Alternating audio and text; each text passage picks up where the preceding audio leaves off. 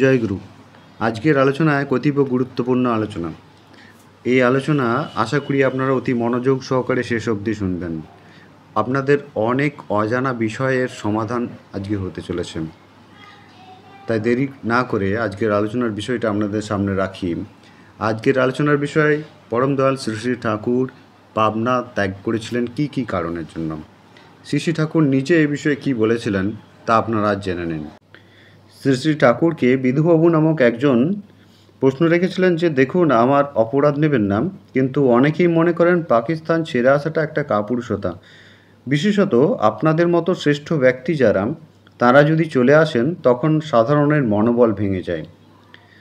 পরমদয়াল শ্রী শ্রী ঠাকুর তখন কি জানিয়েছিলেন একটু জেনে নিন। তিনি জানিয়েছিলেন, আমি বুঝি পিছনে কেউ নেই, এইটে না জানলে সাহস হয় না। সাহসের সঙ্গে সহ আছে। লোক যদি ধর্ম ও কৃষ্টির ভিত্তিতে সংহত ও সঙ্গবদ্ধ না হয়, মানুষ যদি মানুষের বান্ধব হয়ে তার পিছনে না দাঁড়ায়, বেশিরভাগ লোকেরই যদি চাচা আপন প্রাণ বাঁচা এমনতর মনোভাব হয়, অর্থাৎ মানুষগুলি যদি বিচ্ছিন্ন হয়ে পড়ে, সেখানে বাহবার লোভে প্রবল বিরুদ্ধ শক্তির বিরুদ্ধে সাহস দেখাতে যাওয়া বোকামিরই রকমারি হতে পারে। আমরা যদি আগে থাকতে তেমন সংগঠিত হতাম, তাহলে দেশ বিভাগই হয়তো সম্ভব হতো না। কিন্তু সত্যিই কি আমরা দেশকে ভালোবাসি? আমাদের কি সেই দীর্ঘদৃষ্টি ও কৌশলী পরিচালনা আছে, যাতে সব অমঙ্গলকে অসম্ভব করে তুলতে পারি?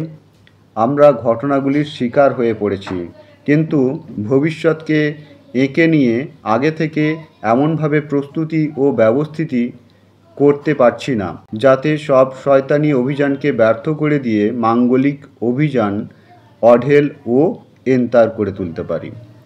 আমার কথা যদি বলেন, তাহলে তো আমি এসেছি প্রায় বছর দেড়েক আগে বায়ু পরিবর্তনের জন্য। এখানে থাকতে থাকতে গত আগস্ট মাসে দেশভাগ হয়ে গেল। পাবনা আশ্রমে তো আমার লোকজন ছিলই, তাছাড়া গত আগস্ট মাসের পর এখানকার কতকগুলি পরিবারকে পাঠিয়ে দিলাম ওখানে, যাতে ওখানে কাজকর্ম ভালোভাবে চলে। কিন্তু কই, তারা কি টিকতে পারল? একে একে সবাই চলে আসতে বাধ্য হলো। এই যেখানে অবস্থা, সেখানে কি করবেন বলুন? আমি তো চেষ্টা কম করিনি। এখন অবস্থা অনুযায়ী ব্যবস্থা করা ছাড়া উপায় কি? তবে হাল ছেড়ে দেবার কিছু নেই। মিলনটাই মানুষের কাম্য, মিলনটাই মানুষের স্বার্থ। আমাদের তাই করে চলতে হবে, যাতে সকলের সত্তা ও স্বার্থ অক্ষুণ্ণ থাকে। এর মধ্যে কোনো মানুষ বাদ নেই, কোনো সম্প্রদায় বাদ নেই, কোনো দেশ বাদ নেই, কোনো দল বাদ নেই, কোনো বাদ নেই, কোনো বৈশিষ্ট্য বাদ নেই। আমি জানি আমি সকলের, সকলে আমার। এমন করে যদি আমরা না দাঁড়াতে পারি, তবে আমাদের দাঁড়ানোটা পুক্ত হবে না। এমন করে দাঁড়াবার যে দাঁড়া, তাকেই বলে ধর্ম, যাতে পরিবেশকে নিয়ে মানুষ বাঁচতে পারে, বাড়তে পারে। আমাদের কাঠামোকে বলতে পারেন আর্য ভারতীয় সমাজতান্ত্রিক প্রজাতন্ত্র।